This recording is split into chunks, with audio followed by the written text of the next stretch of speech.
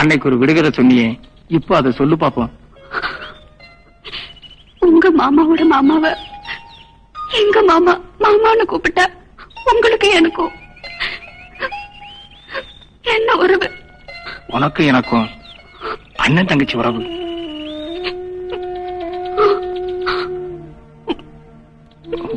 வரேன் சித்ரா.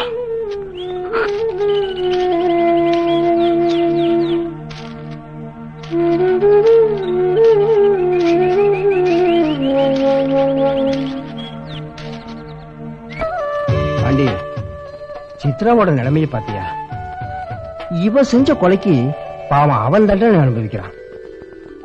ஊர்ல ஜாதி வெளியே தூண்ன உன் மாமன் வாழா வெட்டியா இருக்கிற தன் பொண்ணை பார்த்து அவன் தண்டனை அனுபவிக்கிறான். மொத்தத்துல அப்பன் செஞ்ச பாவத்துக்கு பொண்ணுக்கு தண்டனையா? கண்டிப்பா ஆண்டவன் அவளுக்கு ஒரு நல்ல வழியை காட்டுவான்.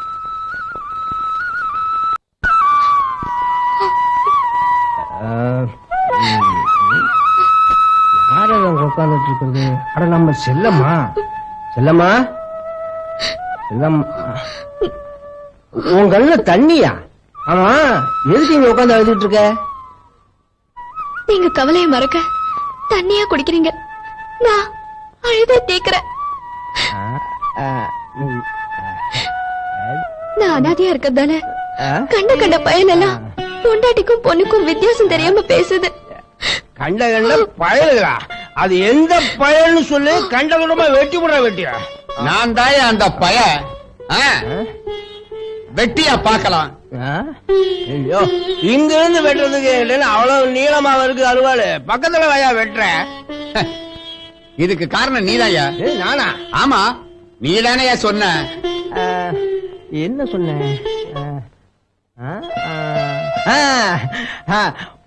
உனக்கு தான் பொண்டாட்டி இல்ல புள்ளையும் இல்ல, செல்லமாவை தத்தெடுத்துக்க அப்படின்னு சொன்ன. நீ சொன்னில்லையா? அதனாலதான் செல்ல மாட்ட கேட்டேன். நீ என்ன சொன்ன? பொண்டாட்டி இல்ல புள்ளையும் இல்ல, செல்லமாவை தத்தெடுத்துக்க. பொண்டாட்டியாவை எடுத்துக்கலாம், பொண்ணாவை எடுத்துக்கலாம், வசதி எப்படின்னு கேட்டேன். அடப்பாவி, நான் ஒரு பேச்சுக்கு சொன்னையா? நானும் ஒரு பேச்சுக்கு தான் சொன்னேன். என்னையா பேச்சுக்கு சொன்னேன், கீச்சுக்கு சொன்னேன்னுட்டு? இப்போ கடைக்கு போய் கத்திரிக்காய் வாங்கிட்டு வான்னு சொன்னா கத்திரிக்காய் மட்டும் தானே கேப்ப, இல்ல கித்திரிக்காயும் சேர்த்து கேப்பியா? சரி, அதை விடு.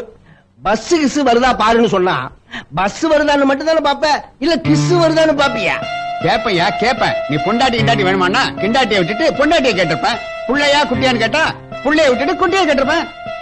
பாத்தீங்களா மாமா, இந்த ஆளுக்கு புத்தி இன்னும் குட்டி மேலதான் போகுது. வாய் கொழுப்பு ஜாஸ்தி தான்.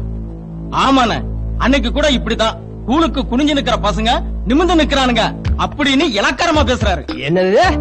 கூழுக்கு குனிஞ்சு நின்ற பசங்க நான் சொல்லாத பண்ண. இவங்க எல்லாம் குனிஞ்சு நின்று ஓட்டு போட்டா தான் நீங்க நிமிர்ந்து நின்று எம்எல்ஏ ஆக முடியும். முதல்ல அதை தெரிஞ்சுக்குங்க. ஆக முடியுமா? அதுக்கு நான் என்னையா செய்யணும்? கூழ் குடிக்கணும்.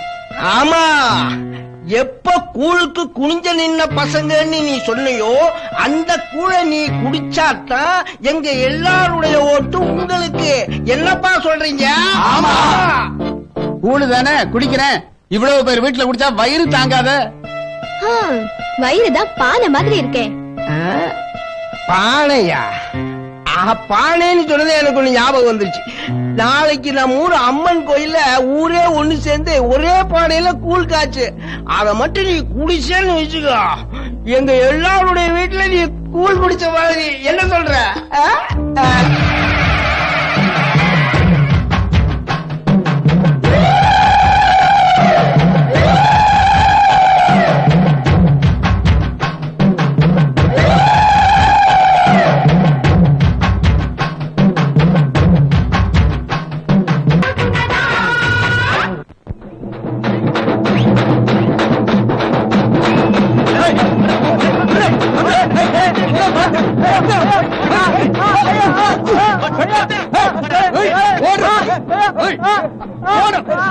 என்ன தைரியம் தான் எங்களுக்கு விரோதமா திருவிழா நடத்துங்க?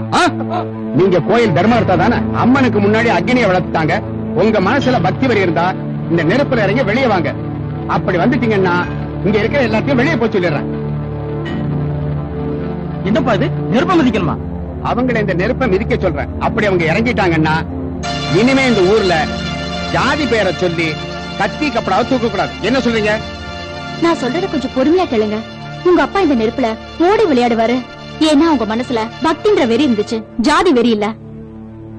உங்க மனசுல பக்தி வெறி இல்ல, ஜாதி வெறி தான் இருக்கு. அதனாலதான் நெருப்பு மிதிக்கிற சம்பிரதாயத்தை விட்டுட்டு கத்தியும் கம்பையும் தூக்கிட்டு திரியுறீங்க. ஆனா இவங்க மனசுல பக்தி வெறி இருக்கு. அதனாலதான் நீங்க விட்டு வச்ச சம்பிரதாயத்தை தொடங்க நினைக்கிறாங்க. அது தப்பா? நீங்க மிதிக்கிறீங்களா அவங்க மிதிக்க சொல்றான்?